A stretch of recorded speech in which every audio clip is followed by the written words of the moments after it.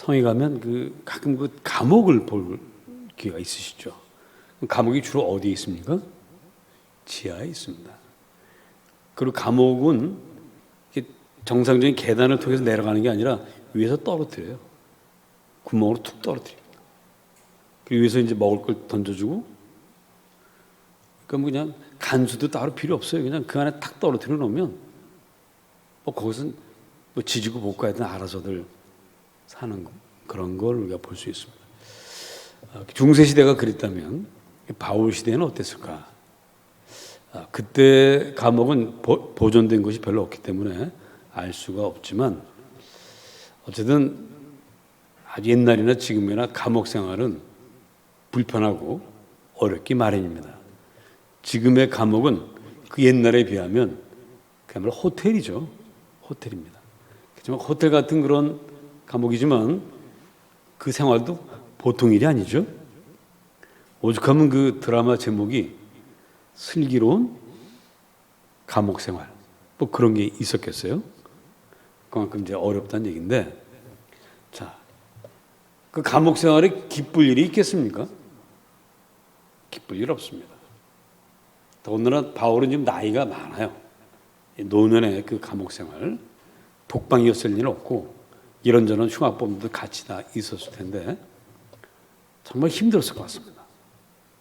어떤 때는 너무너무 힘들어서 아이고 하나님, 제 목숨 좀 거둬가시면 안 됩니까?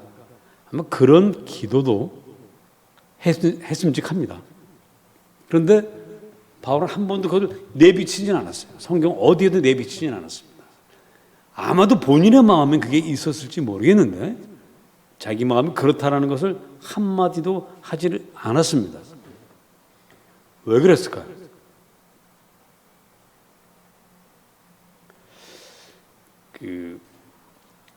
제가 1982년에 소위 말하는 그 당시 열사의 나라라고 하던 사우디아라비아를 가서 한 약 2년가량 일하다 온 적이 있습니다.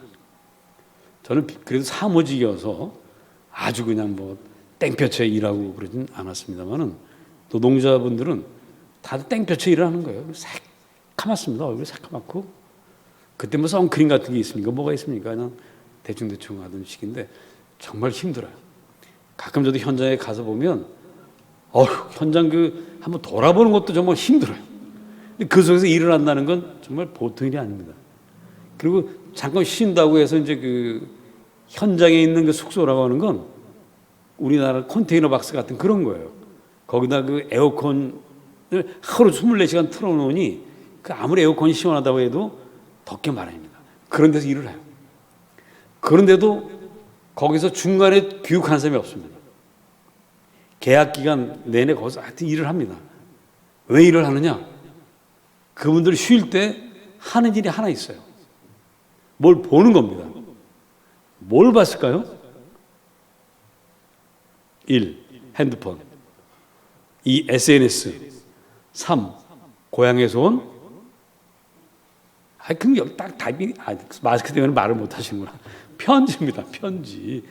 그때 편지 시대니까 고향에서 온 편지, 아내가 보내준 편지, 아이들이 보내준 편지, 애인이 보내준 편지, 그 다음 편지 올 때까지 그걸 계속 들고 다니는 거예요. 그걸 현장에 들고 다닙니다.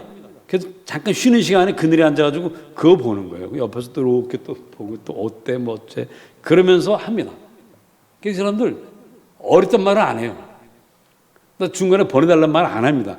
마음은 정말 당장이라도 짐 싸갖고 집으로 가고 싶지만 고향에서 오는 그 편지 때문에 자기가 사랑하고 자기가 땀 흘려 일해서 먹여 살릴 수 있는 그 가족이 있다는 것이 이분들에겐 자부심이고 기쁨이고 즐거움입니다. 그래서 어떻게 보면 정말 지옥 같은 거 말할 수는 없지만 어마어마하게 덥습니다. 정말 거기는 이 계란을 이 철판에다가 탁 깨서 놓으면 그 자리에서 후라이가 되어버려요. 운전대를 잡을 수가 없어요. 차를 주차해놨다 30분 있다 다시 와서 차를 타려면 장갑을 끼고 운전해야 됩니다. 에어컨 나와서 식을 때까지. 바로 잡으면 손 뒤어요. 그렇게 더운데요. 그런데도 자기가 사랑하는 사람도 있어가지고 자기 아끼는 사람들, 그 사람들 때문에 기쁘게 일할 수 있는 바로 그 사람들 때문에 그 노동자들이 잘 견뎌내고 있습니다. 사도 바울이 그 노년에 정말 죽고 싶은 마음을 들 때가 얼마나 많았겠습니까? 이거 잘 견딘 이유는, 자, 우리 1절 다 같이 한번 읽어봅시다. 시작. 그러므로 나의 사랑하고 사모하는 형제들, 나의 기쁨이요 면류관인 사랑하는 자들아, 이와 같이 주 안에 서라. 사랑하고 사모하는 형제들이 있어요. 사모하고 사랑한다. 보고 또 보고 또 보고 싶은 사람들. 생각하고 생각할수록 입가에 미소가, 입가에 웃음이 저절로 생겨나고 마음의 즐거움. 힘들었다가도 그 자기가 생각만 하면 자기 힘든 걸 잊게 하는 바로 그 사람들이 바울에게 있었던 것입니다. 그래서 바울은 그 지독한 감옥 생활도 견뎌낼 수 있는 겁니다. 여러분, 때로 우리 삶이 뭐 감옥 생활까지는 아니겠습니다만은 정말 어렵고 힘들 때가 있어요. 정말 이렇게 사느니 차라리 이런 생각이 들 때가 있습니다. 그럴 때마다 우리 지탱해 주는 내가 사랑하는 사람들이 있다는 사실을 기억하시기 바랍니다. 그게 없으면 견딜 수가 없어요. 여러분, 엘리야 선지자를 잘 아시죠? 엘리야 선지자가 정의를 외치고 하나님 공의를 외치고 백성들에게 돌아오라고 하지만 갈수록 더 하나님께 등 돌리는 사람들이 많아요. 그러던 차에 마침내 그 아합 왕과 대결하는 건 아니지만 아합과 이세벨이 믿는 바알과 아세라 선지자들과 대결을 해야만 하는 그런 상황이 됐어요. 그래서 850명의 선지자들과 엘리야 혼자서 대결합니다. 자, 여러분 결론 다 아시죠? 누가 이겼습니까? 엘리야가 이겼습니다. 근데 엘리야가 이긴 건 좋은데 바로 그 다음에 이세벨이 엘리야 선지자를 죽이려고 쫓아와요. 막 쫓아오는데 그 많은 백성들이 하나님의 선지자가 이기는 걸 보았던 그 사람들이 한 사람도 엘리야 편에 서는 사람이 없어요. 선지자님, 우리가 지켜드리겠습니다. 이세벨 왕비 별거 아닙니다. 100명이라도, 아니 10명이라도 주변에 있으면 엘리야가 도망을 안 갔을 거예요. 그러나 엘리야는 아무도 없어서 도망가다가 쓰러집니다. 그리고는 하나님께 기도해요. 뭐라고 기도합니까? 주여, 내 목숨을 거두어 주소서. 이 땅에 아무도 없습니다.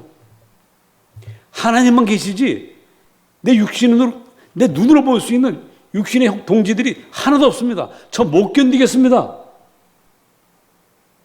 못 견디는 거예요.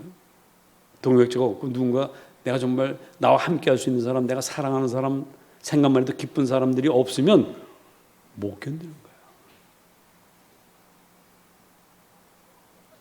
그때 우리 하나님께서 말씀하십니다. 엘리야야, 아직도 바알에게 무릎 꿇지 아니한 사람이 있다. 무릎 꿇지 않은 사람이 있다. 몇 명 있다고 하셨습니까? 성경 퀴즈에 나옵니다. 7,000명 있다. 7,000명 있다. 70명도 아니고 700명도 아니고 7,000명이나 있다는 거예요. 물론 엘리야에게 하나님께서 지쳐있을 때 물과 떡을 갖다 주셔서 그걸 먹고 힘을 내기도 했지만 그 말을 듣고는 와, 나의 신앙의 동지가 7,000명이나 있구나. 그게 힘을 얻어서 다시 가던 길을 가고 자기 사역을 다 마치고 자기 후계자인 엘리사에게 그 귀한 선지자의 사명을 넘겨주고 갈 수 있었던 것입니다. 바울도 마찬가지예요. 감옥에 있습니다. 너무 힘들고 고통스럽지만 감옥 바깥에 자기 뜻을 같이 하는 동지들, 자기가 함께하는 믿음의 형제들, 자기가 사랑하고 사모하는 형제자매들이 있기 때문에 바울은 거기서 기쁨의 서신을 쓰는 거예요. 여러분, 사람이 너무 힘들면 뭐 의욕이 하나도 안 생겨요. 편지? 뭔 편지를 씁니까? 아이고 죽겠네 이러고 있는데 근데 그 와중에 편지 쓰는 거예요. 그러면서 뭐라고 편지했습니까? 힘들죠. 나와 같이 힘들어 합시다. 이게 아니고 여러분 기뻐하십시오. 즐거워하십시오. 여러분 주 안에 있지 않습니까? 여러분 상황이 아무리 어렵고 힘들어도 별거 아닙니다. 나도 견뎌내는데 이 늙은 나도 이 감옥에서 이 생활을 견뎌낼 수 있도록 하나님께서 힘을 주시는데 여러분이야말로 바깥에서 하나님이 함께 하시는데 무슨 일을 못하겠습니까? 이렇게 편지를 쓰는 거예요. 거기 많은 이들이 힘을 얻었죠. 우리 이미 앞에서 1장에서 3장에서 바깥에 있는 사람들이 바울을 보면서 야, 그래서 사도 바울처럼 힘을 내야 돼. 이렇게 했던 일들을 우리가 함께 읽었습니다. 자, 그렇게 했는데 그래서 한 가지 옥에도 티가 있다고 바울의 마음을 좀 아프게 하는 사건이 일어났습니다. 그건 뭐냐면 2절 보십시다. 2절 같이 읽습니다. 시작. 내가 유오디아를 권하고 순두개를 권하노니 주 안에서 같은 마음을 품으라. 근데 이 두 분이 어떤 사람이냐면 3절에 보면 복음에 나와 함께 힘쓰던 저 여인들, 이 유오디아나 순두개나 모두가 사도 바울이 복음을 전할 때 힘써 도왔던 분들이에요. 근데 두 분이 뭔 일인지 알 수는 없지만 좀 의가 상했어요. 사이가 안 좋아졌어요. 좀 다투고 있습니다. 바울이 너무 마음이 아파요. 성경 어디에도 이 두 분이 무슨 일로 싸웠는지 기록이 없습니다. 다만 이 두 분이 이제 여자분이라는 것만 나와요. 이 두 분이 여자분들인데 그 당시 초대교회는 뭐 지금도 그렇지만 여성들의 역할이 굉장히 중요했습니다. 아주 많은 일을 했어요. 우리 한국 교회도 초창기에 우리가 복음이 막 전도되어질 때 큰 역할을 했던 분들이 누구냐면 전도 부인입니다. 전도하는 여성 성도들이 그 전도 부인이라고 그랬는데 이분들 전도를 참 많이 했어요. 또 매서인 그래가지고 성경책을 이제 나눠주는 사람이 있었습니다. 팔기도 하고 나눠주는 사람. 두 직업이라면 직업이죠. 그 봉사하는 분들이 굉장히 큰 일을 했는데 그중에 전도 부인의 역할이 굉장히 중요했습니다. 바울 사도도 마찬가지예요. 사도 바울이 빌립보를 원래 아시아로 가려고 하다가 성령께서 가지 못하게 해서 머물다가 마침내 마게도냐 사람들이 오라고 손짓해서 가게 되죠. 그래서 마게도냐의 첫 성, 그 첫 성, 이게 이름이 뭐죠? 힌트는 우리가 지금까지 읽고 있는 책 이름과 같습니다. 어디입니까? 빌립보성이에요. 빌립보성에서 바울을 자기 집으로 맞이해서 복음을 마음껏 전할 수 있도록 도와줬던 분이 누굽니까? 남자입니까? 여자입니까? 눈치로 잡으셔야죠. 방금 전에 내가 누가 역할을 했다고 그랬어요? 여성의 역할. 여성분이에요. 그분이 누구냐? 바로 루디아입니다. 루디아라고 하는 요즘으로 말하면 이제 우리 옛날에 그 시장에 포목 장수 있지 않습니까? 포목 좀 하던 분, 포목 장사하던 그런 분이에요. 그래서 이 유오디아 순두개도 굉장히 중요한 역할을 하는 분들입니다. 근데 이분들은 뭔 일인지 서로 약간 갈라졌어요. 바울이 마음이 아파요. 그래서 그 두 분에게 권면합니다. 유오디아를 권면하고 순두개를 권하니 여러분 주 안에서 같은 마음을 품으세요. 이렇게 말을 하고 있습니다. 자, 이 두 분이 한 마음에 품으려면 어떻게 해야 됩니까? 좀 연로하신 분이 두 사람을 불러놓고 화해를 시켜야 되겠죠. 이쪽 얘기 들어보고 저쪽 얘기 들어보고 그러지 말고 서로 화해하세요. 이렇게 하면 될 것 같은데 그럼 됩니까? 화해가 안 되죠. 안 됩니다. 서로 자기 입장만 얘기해요. 며느리하고 시어머니가 서로 갈등할 때 아들이 중간에서 어머니 일로 오세요. 여보 일로 와봐. 그리고 같이 앉아서 얘기합시다. 해서 화해가 돼요? 안 됩니다. 이쪽 사람, 우리 교회 안에 분쟁이 있을 때 이쪽 사람들 저쪽 사람들 불러다가 우리 화해합시다. 다 좋은 거 아닙니까? 안 됩니다. 어떻게 되느냐? 바울은 아주 간단한 해결책 한마디로 정의했어요. 자, 2절에 다시 나옵니다. 자, 어떻게 하면 같은 마음 품게 됩니까? 주 안에서. 주 안에 있음을 알면은 같은 마음을 품게 되는 거예요. 요 생각을 희미하게 하니까 갈라지는 겁니다. 여러분 그 무지개 아시죠? 무지개 원리? 무지개가 왜 생깁니까? 자, 햇빛이 계속 비추고 있습니다. 비추고 있는데 이 공중에 물방울이 많아지면 그 물방울에 햇볕이 이렇게 스펙트럼이 생기면서 7가지로 이렇게 비춰서 보이는 거예요. 그래서 빨주노초 파남보에 그 7가지 무지개가 생겨납니다. 자, 그러면 빨강과 파랑, 이 빨강과 빨강이 야, 햇빛은 빨간 거야. 근데 너는 왜 파라냐? 뭔 소리요? 햇빛은 파란 거지. 이렇게 말할 수 있어요? 빨주노초 파남보 7가지 색깔이 다 뭐의 분산이죠? 햇빛의 분산이에요. 햇빛이 7가지로 보이는 것 뿐이지 사실은 다 같은 햇빛입니다. 다 같은 햇빛이에요. 우리가 주 안에 있으면 생각은 다르고 말은 다 다를 수 있지만 주 안에 있다는 사실이 매우 중요합니다. 최근에 제가 졸업한 고등학교 저희 졸업생들, 저희 동기 중에 목사가 된 친구들이 한 20여 명 넘는데 그중에 10몇 명이 이제 카톡방을 만들었어요. 거기서 가끔 뭐 이런 얘기 저런 얘기 하다가 요즘 이제 첨예하게 이제 진영이 나뉘어지는 어떤 논쟁거리가 있어서 이제 서로 이렇게 말을 하게 되는데 토론하게 되는데 가만 보니까 생각이 다 달라요.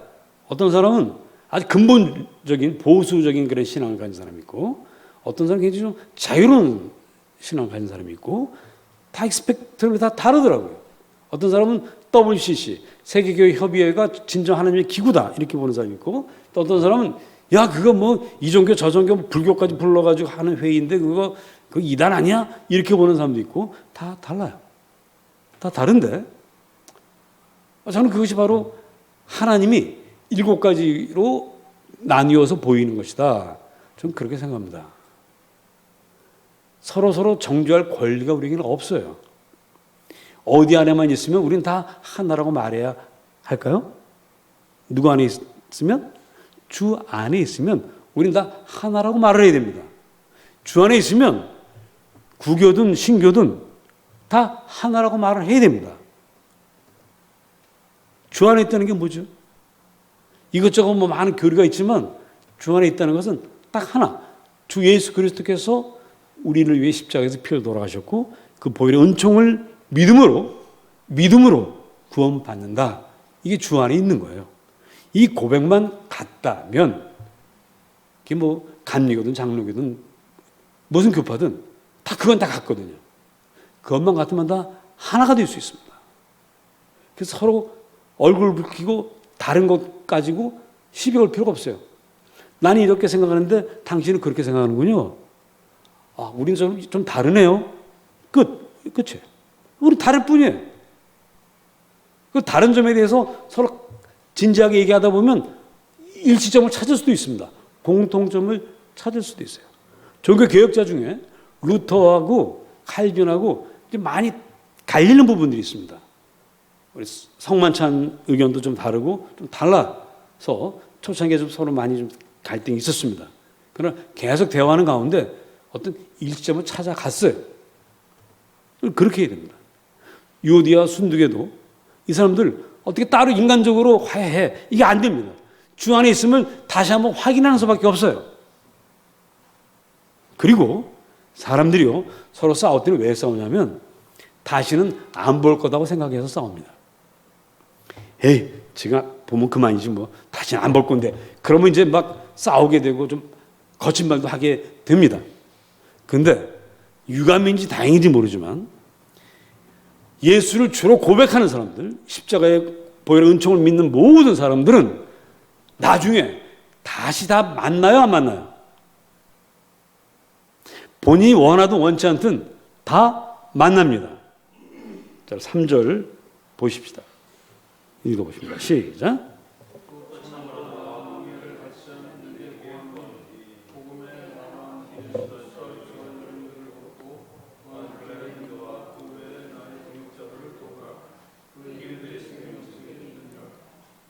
다 서로 지금 다투고 있는 사람들이 다 동일하게 그 이름이 어디에 있다고요?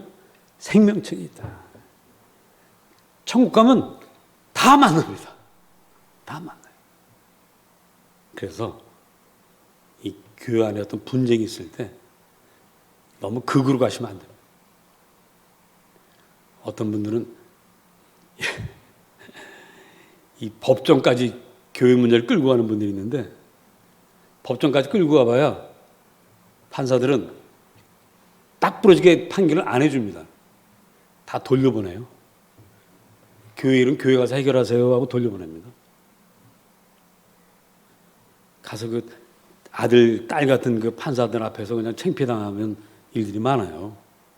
그러면 안 되죠. 왜? 그 사람이나 나나 이미 하늘나라에 이미 기록되어 있어요. 예수처럼 고백한 사람들 이름이 다 기록되어 있습니다. 거기서 만날 거예요. 거기서 만나가지고 거기서 얼굴 붉히면서 그때 미안했어요. 그때 가서 그러지 말고 여기서 해결하고 가면 얼마나 좋겠습니까? 자, 그래서 사도 바울은 우리에게 이렇게 권면합니다. 3절 다시 오시면 또 참으로 나와 멍에를 같이 한 네게 구하노니 이 빌립보 성도들을 말하는 것입니다. 복음에 나와 함께 힘쓰던 저 여인들을 돕고 유오디아와 순디가 서로 약간 갈등하고 있다 할지라도 저분들을 도와라. 또 글레멘드와 그 외 나의 동역자들을 도우라.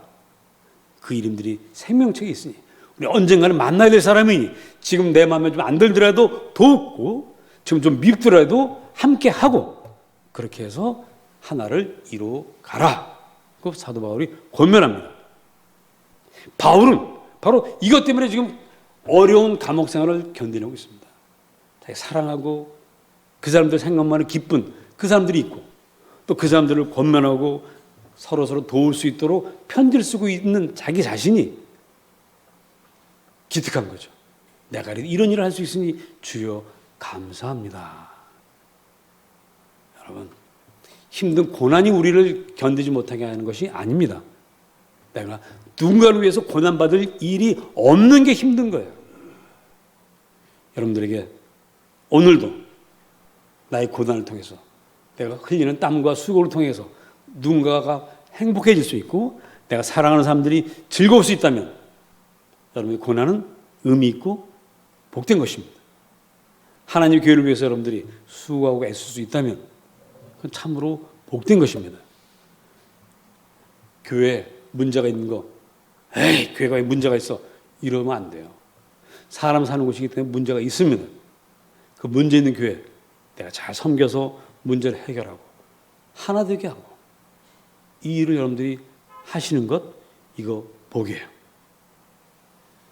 자, 지금 코로나19 때문에 여러 가지 어려운 점들이 참 많은데 이럴 때일수록 하나님께 나에게 능력 주셔서 코로나19로 어려워하는 이들을 도울 수 있게 해주셨고 또 제가 하는 일이 주님 당신께 영광 돌리고 많은 사람들을 행복하게 하는 일이 되게 해달라고 또 기도하시면서 서로 도우면서 오늘 살아가시기를 주의 이름으로 축복합니다.